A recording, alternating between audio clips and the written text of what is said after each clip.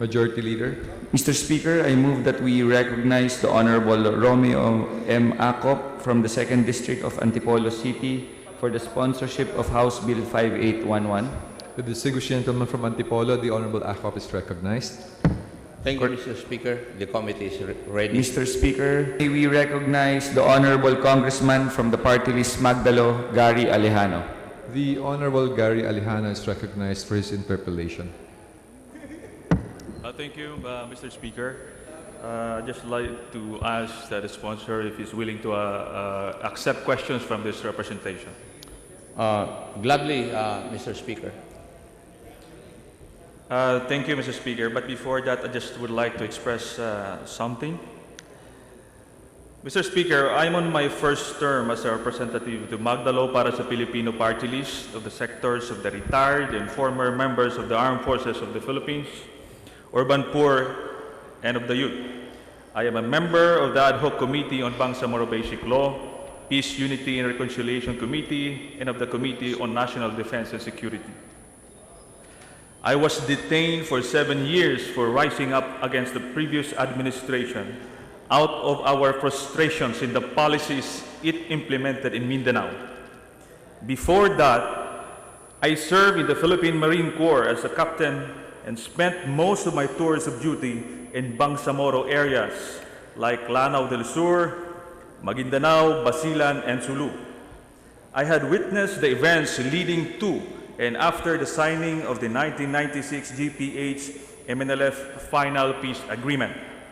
I was also a witness to the integration of the MNLF fighters to the ranks of the armed forces, and in fact had conducted combat operations together with some of them. I was wounded in action during the all-out war campaign of President Estrada against MILF in the year 2000 in Matanog, Maguindanao, the gateway to Camp Abu Bakar. I lost some of my men and several of them were wounded as well. Based on recovered documents from Camp Abu Bakar, it was clear that independence is the ultimate objective of the MILF, and I believe it stands until now. That is why the issue of peace process is very sensitive to me, because it is the ordinary soldiers and ordinary Filipinos who suffer in this long-drawn war in Mindanao. Pilipino laban sa Pilipino. It is therefore our advocacy in Magdalo to find solutions for a lasting peace in Mindanao. I had witnessed as well the miserable lives of both our brother Muslims and Christians in areas where I was assigned. Definitely, I agree that the national government should do more in providing basic social services and needed infrastructures to spur development in Bangsamoro. However, I very well knew that funds had been made available to all local government units in the form of internal revenue allotments, and national agencies have allocated portion of their budgets to Bangsamoro. On the other hand, masasabi ko rin na di naman talaga ganoon kahirap ang Bangsamoro dahil sa areas na ako ay nadistino, lahat ng latest model ng magagarang sasakyan ay iyong makikita. Naglalakihang mansyon sa ilang lugar ay hindi pwedeng hindi mapansin. I often heard the phrase, the Bangsamoro people suffered historical injustices and oppression, which led me to ask, who is oppressing who? Sa aking tingin, kung may malaking pagkukulang ang ating pamahalaan sa Bangsamoro, yun ay ang pagpapanagot ng mga responsabling public officials in Bangsamoro in carrying out their mandates, most especially in handling resources given them.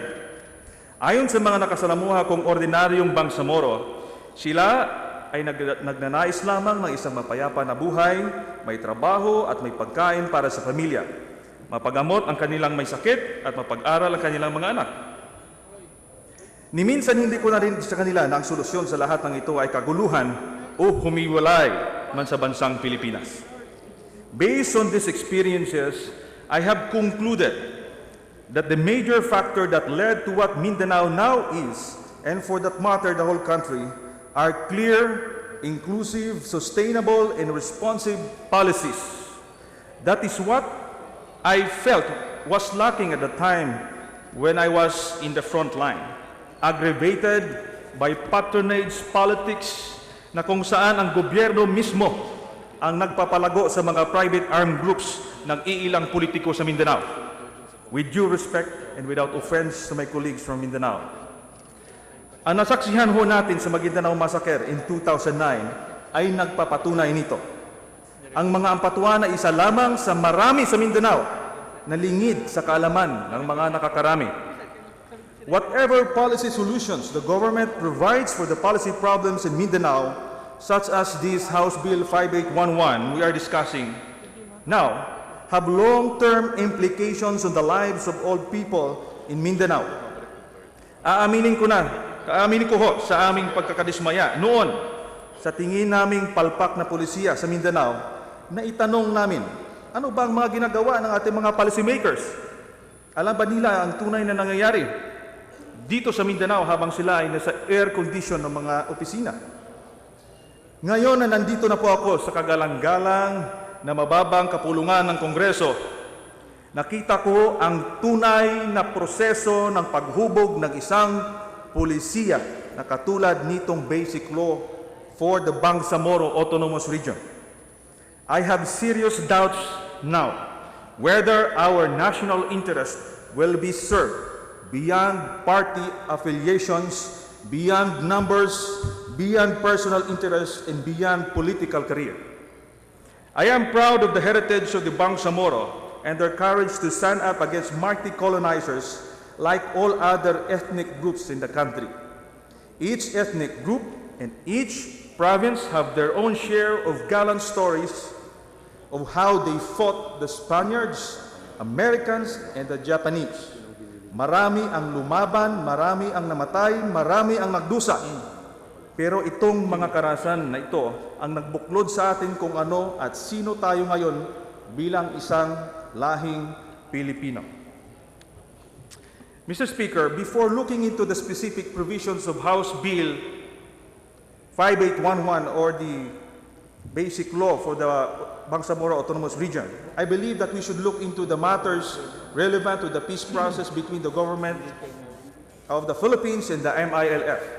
There are a number of unresolved foundational issues which underlie the BBF. What I am referring to, Mr. Speaker, are the following. First, compelling reasons why Autonomous Region of Muslim Mindanao has to be abolished. Second, the questionable role of Malaysia as mediator to the GPH-MILF peace process. Third, the trustworthiness of the group that the government is negotiating with, in this case, the MILF. Fourth, the negotiation per se in the events leading up to the signing of the peace agreements. And last, the arrangement that would be implemented after the signing of House Bill 5811 into law. Now, Mr. Sponsor, I would like to ask my first question. I've heard so many times during the hearings, not only here in the House of Representatives, but especially in Mindanao, that arm is a failed experiment. May I know who said this and what may have been the basis of such statement? Sir, what is Thank you. Mr. Speaker, distinguished interpellator, it was the President who stated that ARMM was a failed experiment. Now, whatever reasons he had for stating this, I do not have any idea, Mr. Speaker, simply because I cannot read the mind of the President. But I do not believe that it was a failed experiment. We must remember that the first Republic Act creating the Autonomous Region of Muslim Mindanao, I think Republic Act 6734, as amended by Republic Act 9054, these two Republic Acts were a product of the collective wisdom of the Congress existing during that time. And I think it is not an experiment. Whether it failed or not would be dependent on the parameters that we should have in order to consider it as a failed experiment. That is my personal view, Mr. Speaker, distinguished colleague.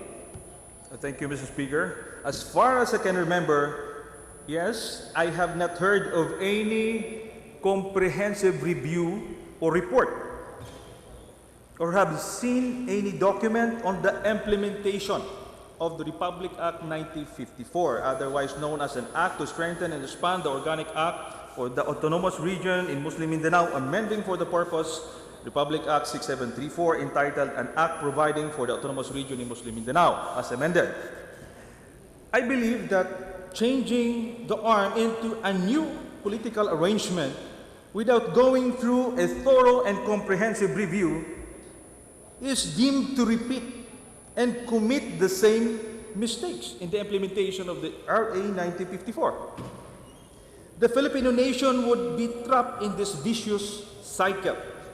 We might find ourselves in the future changing the Bangsamoro government with what, say, the BIFF wants, again, without the conduct of a proper and comprehensive review, if ever this 5811 will be passed into law. Remember, MILF broke away from MNLF when the latter negotiated with the government in 1976. The same story with BIFF. The BIFF also broke away from MILF when it started negotiations with the government because it has some disagreements with the latter. The main issue now, however, was the BIFF's ultimate objective of an Islamic independent state.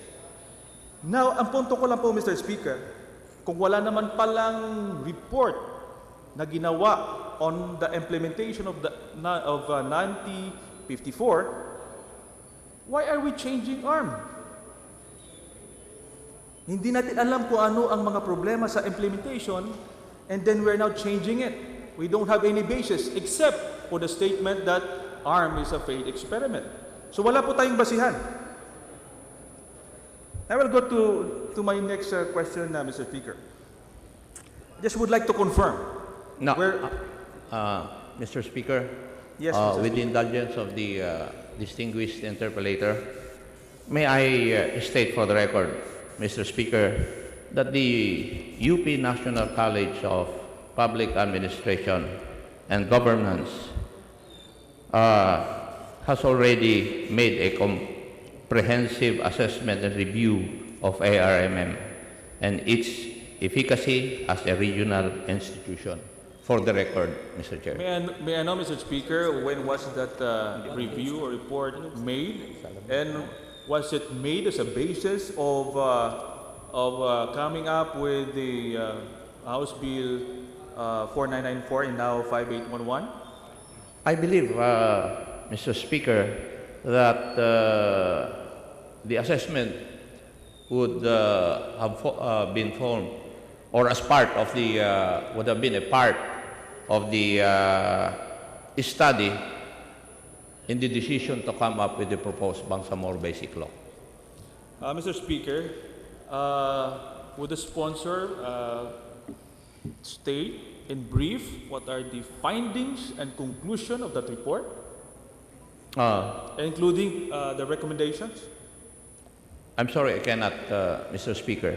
Why? Because it is an independent initiative made in 2013. In 2013. In that case, Mr. Chair, I would like this representation, I would like to ask a copy of it, because during the deliberation of the basic law, that report was not even mentioned in the 50-plus deliberations of the basic law, but Bangsamoro Basic Law. That report was never mentioned and was never discussed. Of the study. We have here a copy of this study, and if after this event, Mr. Speaker, I can give you a copy of this entitled State of Local Democracy in the Autonomous Region in Muslim Mindanao. And if you would indulge this sponsor, I would like to quote certain portions of this study.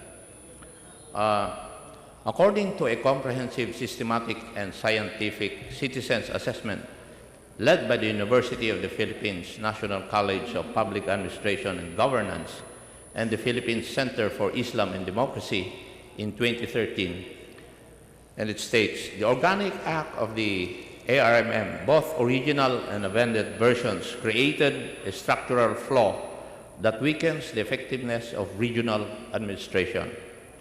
Many allege that this flaw allows the national government to dominate the regional government, effectively robbing it of its supposed autonomous authority through the national government's continuing control of the purse strings that determine how and what things the regional government can spend for.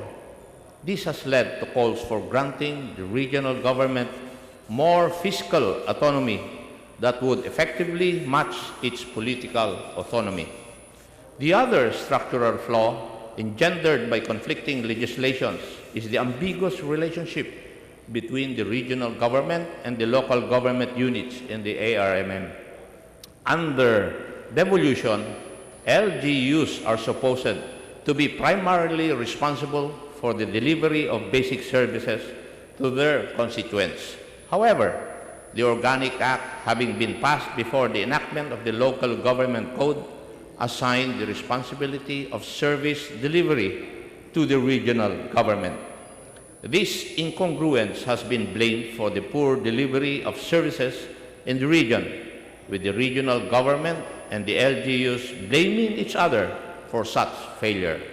These structural flaws can be addressed immediately, possibly through the Bangsamoro Framework Agreement that is now being drafted, and that will determine the structure of the new Bangsamoro entity that will replace the ARMM.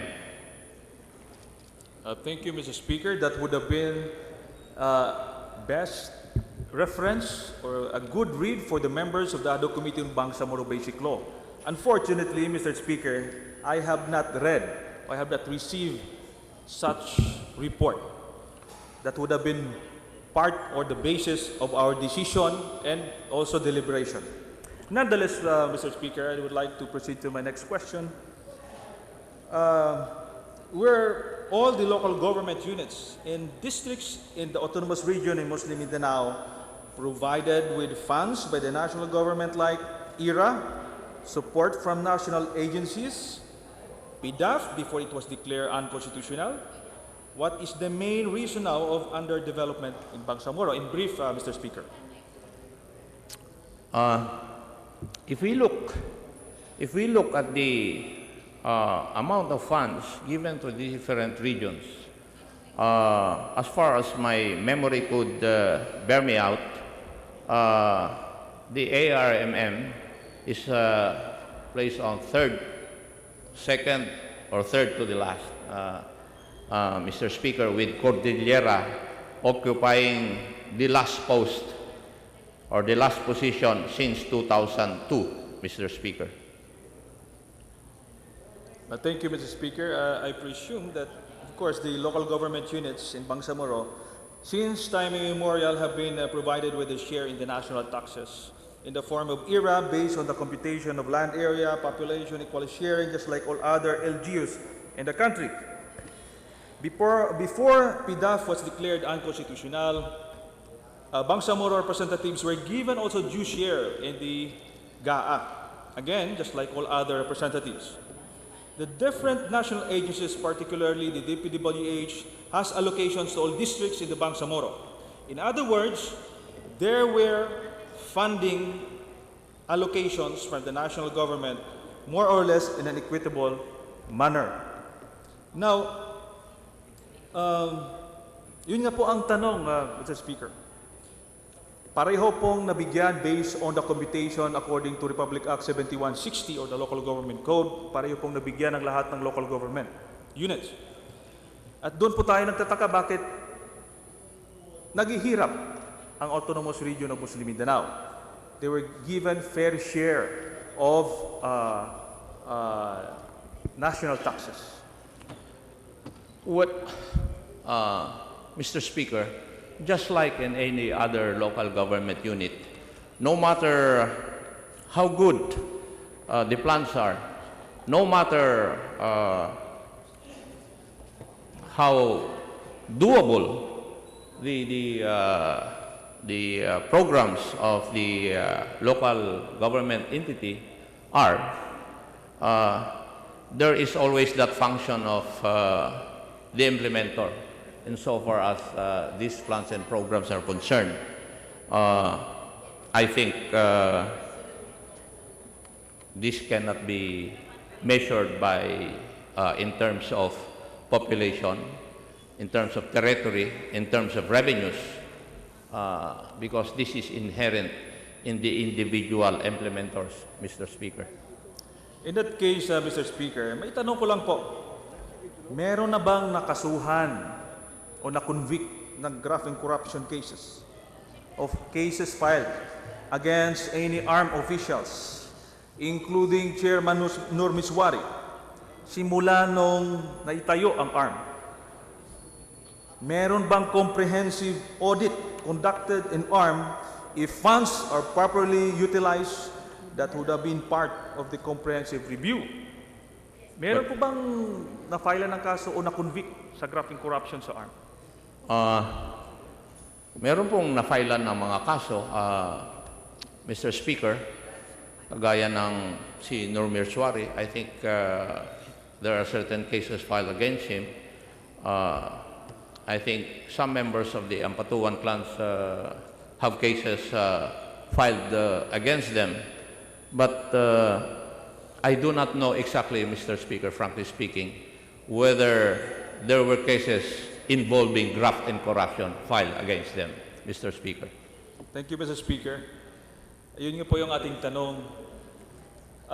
Based on my own research, the only available special audit report of the COA on the ARM was only in 2010. They were audited right after the Maguindanao massacre in 2009. So ibig sabihin, before that, wala pong available records. And ang nasabi po natin, napabayaan ang Autonomous Region Muslim Mindanao, they were provided funds at sabi ay nailusta yung pondo, and yet wala pong nakasuhan, wala pong nakulong sa graft and corruption. But nonetheless, Mr. Speaker, I will proceed to my next question. This is about the role of Malaysia. Mr. Speaker, with the indulgence of the good interpellator, may I say something about the cases filed? Insofar as the proposed Bangsamoro Basic Law is concerned, I think that is precisely the reason why the committee agreed and voted. Well, Mr. Speaker, as far as I remember, it is not the government of the Republic of the Philippines who requested for the Malaysia. It was MILF. Government of the Republic of the Philippines would have wanted other countries, neutral, independent, disinterested, because we know that we have a standing claim to Sabah. But because the MILF insisted for Malaysia, the government gave in. Malaysia's role is inherently questionable for being in a state of conflict of interest. Political support for rebel movements disqualifies one from becoming an intermediary or successor rebels who come to the negotiating table. The fact is that it was Malaysia who, through the decades, supported, trained, and gave sanctuary to rebel leaders in the rebel movement in Mindanao. It was the Malaysian government who funded, trained, and provided sanctuary to the MNLF since its inception, to the detriment of the Filipino people, until rebel groups signed a peace agreement with the government. It is a known fact that aside from being a supply and communication center for Moro rebels in the 60s and 70s, Malaysia regularly held paramilitary training for these rebels in Sabah. This was government-sponsored. When the MILF suffered heavy losses in combat, MILF leaders such as Sheikh Salamat Hashim would seek refuge in Malaysia and under the Malaysian government's support. Adding to an already clear conflict of interest is that Malaysia is very much aware of the Philippines' standing claim to Sabah. Malaysia's claim is diametrically opposed to the interests of the Philippine government. When Miswari and MNLF pledged support to Sultanate of Sulu in claiming back Sabah, it is interesting to see that Malaysia dropped all the support to MNLF. I refer specifically to the Lahad Datu operation by the Kirams. After the MNLF's shift in position, Malaysia has since then endeavored to discredit the MNLF and erase its identity by brokering with and sponsoring the MILF for a peace deal with the government of the Republic of the Philippines. As discussed, the said peace deal intentionally excluded MNLF, and the outcome of that peace deal, the BBL, is designed to abolish the ARM. It can be recalled that ARM was a product of the GPH-MNLF peace deal. Aside from the MNLF, the Sultanate of Sulu was sidelined as well in the GPH-MILF peace talks. It would not be too remote to say that Malaysian support to the MILF was in exchange for the latter to drop or stay silent on the Sabah claim. Mr. Speaker, is it not inappropriate that while Malaysia awaits the fate of the BBL or the BL Bangsamoro Basic Law on the Basic Bangsamoro Autonomous Region, it undermines Philippines' sovereignty by negotiating with the Sultanate of Sulu without including Philippine authorities. What is more, Malaysia will always be welcome and receptive to any secession of the Bangsamoro, if and when it does secede in the future. Undoubtedly, the government of Malaysia would have chosen to provide support to the MILF in the same way it supported the MNLF through the decades. It is clear to me, based on all findings, that it is the national and political interest of the government of Malaysia to keep the Republic of the Philippines distracted from the Sabah issue and be continuously tied up with security commitments in Mindanao. I just would like to cite one article in Free Malaysia Today. It says, I quote, "During the training, Malaysian military trainers even joke about the firearms at the MNLF training camp on Jamperas Island of Sabah as they turn over Gaddafi's weapon supply. We are not even sure if the firearms we are giving you will not be turned against," the Malaysian trainers had said in a jest. In an interview with Al Jazeera in March 2013, Nur Miswari had said that Malaysia had helped him as they thought that would help them escape from the tentacles of Marcos's dictatorship, as the late president had also laid claim on Sabah. And again, one article, "Forging a New Philippine Foreign Policy, a project of the Asian Center University of the Philippines," dated April 28, 2013. "Malaysia's Mindanao involvement, time to redraw a new strategy." And I quote, "Active Malaysian involvement in the Muslim insurgency of the past is one of the principal reasons why Kuala Lumpur's peace credentials in the GPH-MILF peace process had been questioned and criticized by many groups. The unresolved Sabah dispute is another key factor that makes many question the impartiality of Kuala Lumpur as a mediator. Critics maintain that Malaysia's involvement actually undermines the entire peace deal altogether. To critics of Malaysia's role in the Mindanao peace process, the recent standoff in Lahad Datu, which unfortunately ended in violence, had exposed the flawed choice of having Kuala Lumpur as mediator. Instead of uniting the Bangsamoro people, Malaysia was seen as abetting the division of the Moro people by brokering a deal largely seen as favoring only one group, namely the Magindanaoans, which formed the power base of MILF, while other influential groups, notably the Tausos, the traditional power base of MNLF, and the Sulu Sultanate were not thoroughly involved? What would account to the falling out between MNLF and Kuala Lumpur? Did Ms. Wari become too independent and difficult to control? Did the Sabah issue to which Tausug and Sama people strongly feel about played a role?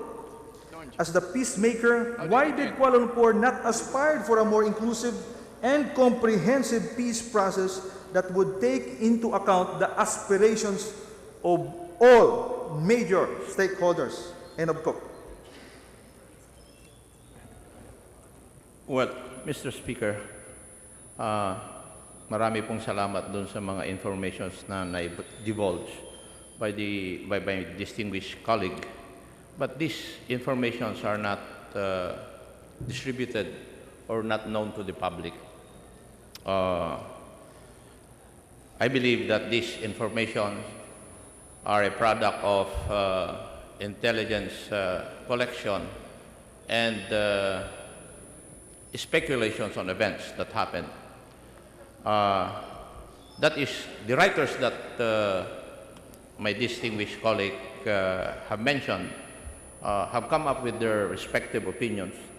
Those are their opinions. But the official line is the fact that Malaysia is concerned in this process because of its interest in securing a more peaceful and secure region, which is the ASEAN, since it is proximate to the Sulu archipelago and exposes its citizens to security problems. And that is the official line, Mr. Speaker.